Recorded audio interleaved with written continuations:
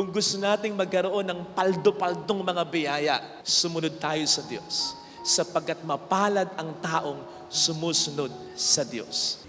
Lahat biyaya sa isang taong sumusunod sa Diyos. Kasi ang isang taong sumusunod sa Diyos, ang kaniyang buhay ay inilalagay niya sa mga kamay ng Diyos. Kaya mararamdaman niya talaga kung papaanong kumikilos o kikilos ang Diyos sa buhay niya.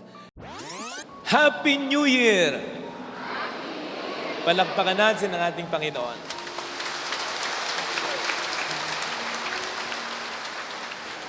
Ito ang madalas na pagbati natin, pagsapit ng bagong taon. Happy New Year! Kaya po, hayaan ninyo na dito umikot yung pagninilay natin ngayon. Experience will tell us na nakaka-happy naman talaga ang bagay na bago. Bagong shoes, bagong bahay, bagong kotse, bagong jowa. Nakaka-happy kasi usually yung bago ay mas mainam, better, fresher, nicer, more beautiful than the old one. Besides, hindi ka mag-e-entertain ng bago kung solve ka na dun sa luma o sa dati. Kaya kapag bago, mas maganda usually. Ganito ang bagong taong ito. I don't know kung ano mga naging karanasan po natin. Lalo na yung mga magagandang karanasan natin taong 2023. But I believe, itong year na ito ay magiging better year than 2023. Amen?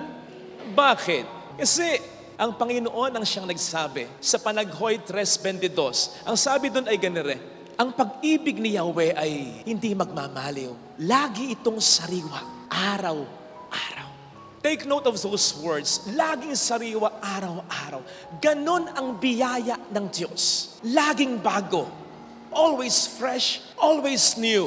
Kaya nga siguro, nang magturo ng panalangin sa atin ng ating Panginoong Jesucristo, hindi niya sinabing, kapag hihingi kayo ng pagkain sa Ama, ang sabihin ninyo ay, bigyan mo kami ng aming kakainin sa loob ng isang buwan, sa loob ng isang linggo. Hindi. Itatabi na lang namin, ireref na lang namin. Hindi.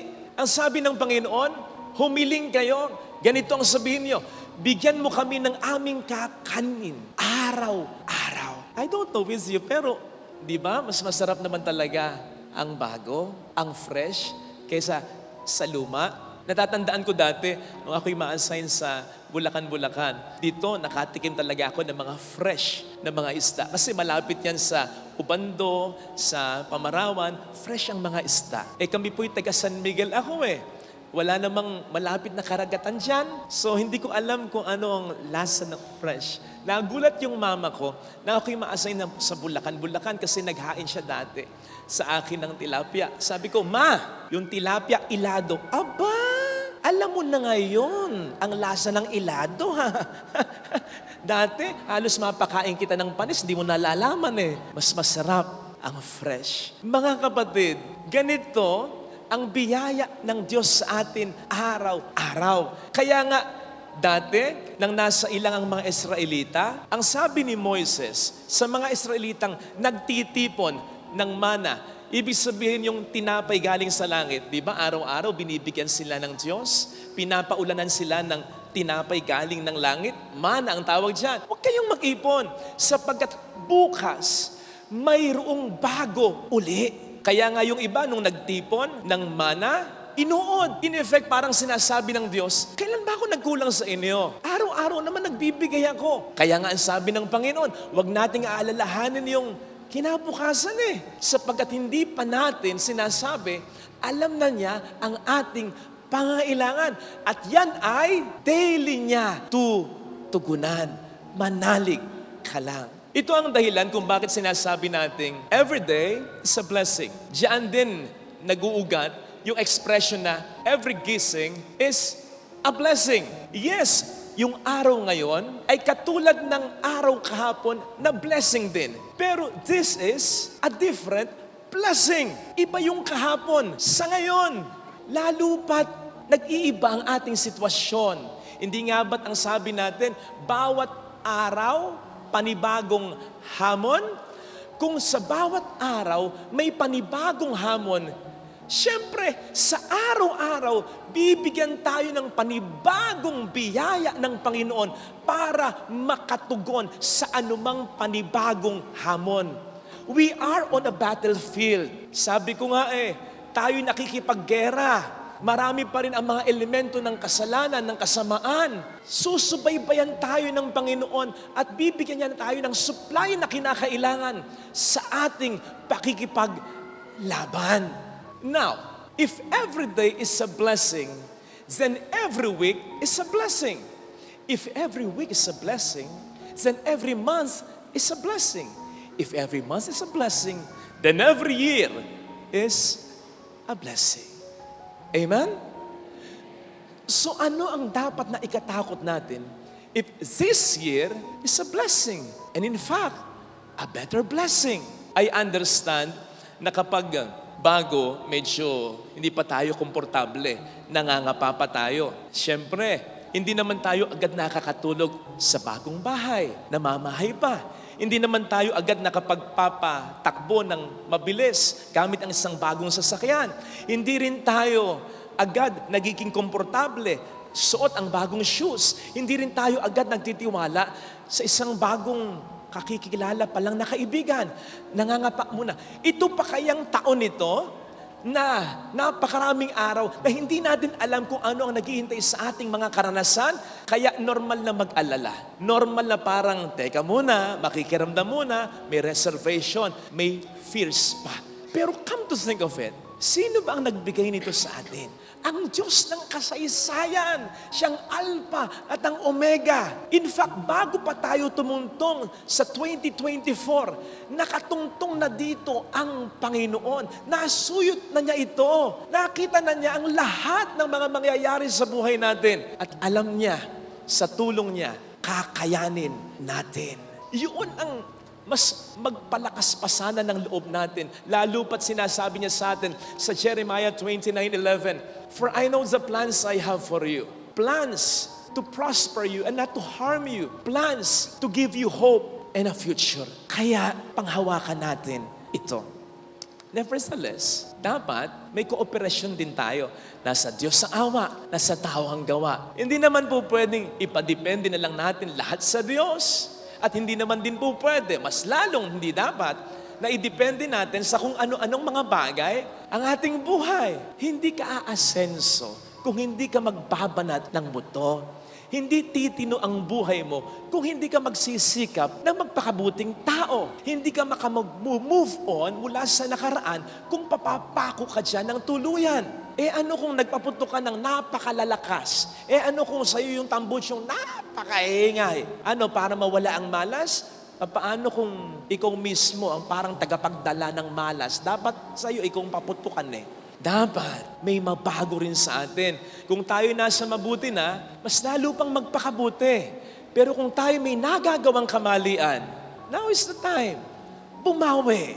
Magpakabuti. Tuwirin na ang ating buhay. Kaya nga magandang sinisimulan din po natin ang taong ito na tayo'y nagpaparangal sa mahal na ina. Humihingi tayo ng panalangin sa Kanya at gusto nating matuto sa halimbawa niya. Siya na sumusunod sa Diyos. Alam po ninyo, wala naman tayong ibang dapat gawin sa taong ito, kundi sumunod lang sa Diyos.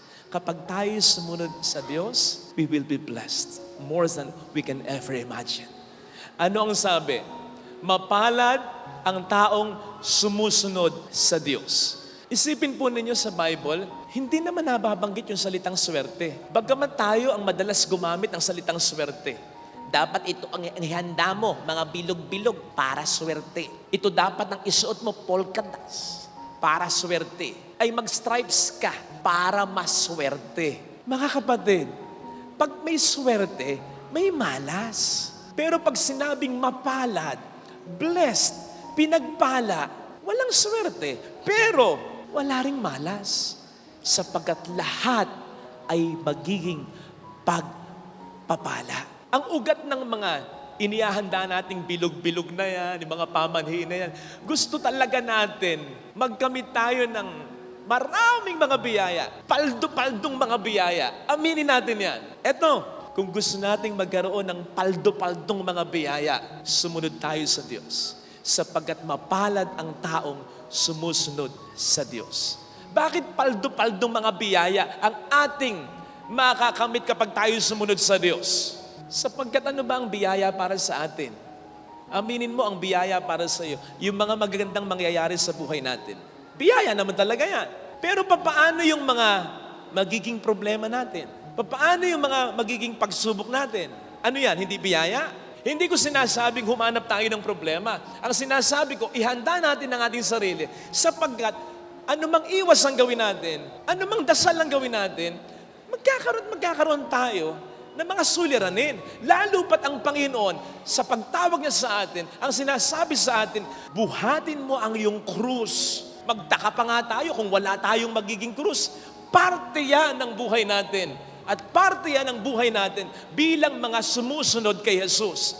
So ang sinasabi ko, yes, mga biyaya, yung mga magagandang nangyayari at mangyayari sa buhay natin. Pero kung gusto nating mga paldo-paldong biyaya, yung mga suliranin na mararanasan natin, huwag natin sasayangin. Sapagkat yan ang mas makapagpapatatag sa atin, mas makapagpapamature sa atin, mas makapagpapawise sa atin, mas makapagpapalapit sa atin sa Diyos. Isipin po ninyo, hindi naman tayo napapagmature ng mga magagandang pangyayari. Hindi naman tayo napapatatag ng mga magagandang pangyayari. Ikaw ay ikaw ngayon dahil taga ka na, dahil subok ka na sa mga pagsubok mo sa kahapon, sa tulong ng Panginoon. So yung paldo-paldong biyayang sinasabi ko, yung walang tapon, hindi lang yung mga magaganda, pati na yung ipagdarasal natin na wag sanang mangyari. Pero kung mangyari man, kung i-allow man ng Panginoon, anumang problema yan, maniwala ka, kakayanin mo. Kasi hindi niya i-allow kung hindi mo kakayanin. At kung hindi, magkakaroon ng mabuting bunga sa atin. So kung gusto nating paldo-paldo blessing, hindi lang mga magaganda, kundi yung kahit na mga pangit, pero paggagandahin niya sa biyaya at awa niya, sumunod tayo sa Kanya. Ito yung sinasabi ng Romans 8:28. All things, hindi lang yung mga magaganda, pati yung not so beautiful things work together for the good of those who love Him. Ito ay pangako, hindi para sa lahat, for the good of those who love Him. Para lamang sa mga nagmamahal sa Kanya. Ano ang sabi ng Panginoon? If you love me, you will obey me. So you see, kung tayo susunod sa Diyos, magmamahal sa Diyos, magiging biyaya kahit problema, kahit unos sa tulong ng Diyos. Yun ang paldo-paldong biyaya ang hangadin natin. Walang swerte, walang malas, pero walang tapon. Lahat magiging biyaya sa tulong ng Panginoon. Kasi wag nating ikondisyon, Lord, walang problema. Hindi mangyayari yun. Okay? Lord, ano man po ang maging problema, alam ko nandyan ka. Kakayanin ko sa tulong mo. At ano man ang mangyari, hindi ako bibitaw sa'yo. Bigyan ko kayo ng halimbawa ng isang taong blessed, ha? Sasabihin nyo lang sa akin kung swerte o malas, may itatanong ako sa inyo. O kaya mayroon akong sasabing sitwasyon sa inyo. Itong taong ito, 8 years old, sinabihan siya na pwede na siyang mag-first communion. Tuwan-tuwa siya. Kasi yun ang hinihintay niya. Parang yung mga bata, kapag nagko-communion ang kanyang mga nanay at tatay, anong lasa? Pengi nga. So ito, 8 years old siya. Sinabihan siya, pwede na siyang mag-first communion. Tuwang-tuwa siya. Swerte o malas? Ang hindi sumagot mamalasin. Ayan. Gusto niyo, tinatakot pa eh. So, magfa-first communion na siya. Kaya lang, few days before, namatay ang kanyang ina. Swerte o malas? Buti na lang at meron siyang kaisa-isang kapatid na babae na po pwedeng tumayo sana bilang nanay niya, gumabay sa kanya. Swerte o malas? Kaya lang, namatay din ng maaga. Swerte o malas? Buti na lang. At meron siyang kapatid na lalaki. Talagang malaki ang agawat sa kanya, pero napaka-responsable. Doktor ito. Ito ang gumabay sa kanya, sumuporta sa kanya. Swerte o malas? Pero dahil doktor nga, nagkaroon dati ng pandemic, nahawa sa pasyente, patay! Swerte o malas? Buti na lamang at meron siyang responsableng ama, sila na lang dalawa, ginabayan siya. Ang gabi ay ginawang araw, ang araw ay ginawang gabi, para lamang maitaguyod siya, nag-iisang anak na lamang siya. Swerte o malas? At the age of 20 ng taong ito, biglang namatay ang kanyang tatay. Swerte o malas? Pero matalino Kaya pwedeng ma-scholar Kaya kahit siya na lang sa pamilya, pwede pa rin siyang makapag-aral Talentado, magaling sa mga languages, swerte o malas? Kaya lang nung magkokolehiyo na siya, nagkaroon ng digmaang pandaigdig. Nasira ang mga gusali, mga paaralang papasukan niya. Swerte o malas? Kaya napilitan siya magtrabaho. Kasi kinakailangan magtrabaho siya para hindi siya ma-deport ng mga Germans. Swerte o malas? Dahil magaling siya, nakakuha siya sa trabaho. Nagkaroon agad ng trabaho. Swerte o malas? Alam niyo trabaho? Sa quarry, taga-tibag, taga-buhat ng mga bato. Swerte o malas? Pero at least may trabaho. Gera nun At least may trabaho. Swerte o malas? Ano ba talaga? Pero minsan, uuwi yata ng bahay, nabundol ng German truck. Nabundol. Swerte o malas? Pero buti na lang nabuhay. Swerte o malas? May isa pa, naglalaro silang magkaibigan. Totoong baril Totoong baril. Hindi niya alam. Hindi alam ng kaibigan niya. May bala pala talaga, sabi ng kanyang kaibigan sa kanya. Taas mo kamay niyo, puputok. Pumutok. Point blank. Malapitan. Point blank. Swerte o malas? Pero hindi tinamaan. Swerte o malas? Pati kayo, natatawa kayo sa sinasabi ninyo. Pero kung makikita natin siguro ang reaksyon ng taong pinag-uusapan natin, matatawa rin siya sa atin is Saint Pope John Paul II. Kasi ang sasabihin niya sa atin, walang swerte at malas sa buhay ko, lahat blessing. Lahat pagpapala. Sapagkat ang lahat ng mga nangyayari sa buhay ko ay may kinalaman sa kung ano naging ako. Yan ang sinabi niya sa isang interview. Na nung nasa ospital siya, lalong-lalo na nung nabundol siya ng German truck, naisip niya, ano nga ba ang plano ng Diyos sa buhay ko? Para saan nga ba ang buhay na ito? Doon mas lumakas ang bukasyon niya sa pagpapare. Naging Santo Papa pa. Naging Santo Papa na nagpupunta sa iba't ibang mga lugar to build bridges. Pagkakasundo, reconciliation. Jews, Muslims, lahat.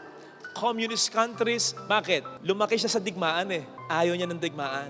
Santo Papa na may leaning lalong-lalo na sa mga mahihirap at mga manggagawa. Mahirap lang Manggagawa Santo Papa na pinapahalagahan ang pamilya. Maagang naulila At Santo Papa na ilang beses ding pinagtangkaan ng buhay pero nakaligtas.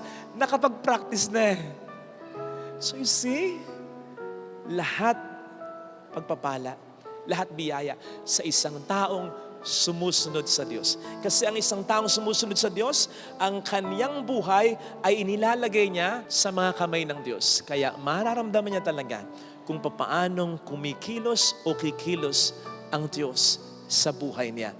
Ganon ang gawin natin sa taong ito. At sinisigurado ko sa inyo, magiging happy ito at magiging totoong bago ito. Bagong simula, bagong pag-asa. Ito sanang makita natin bilang biyaya ng ating pagdiriwang ngayon, banal na Misa.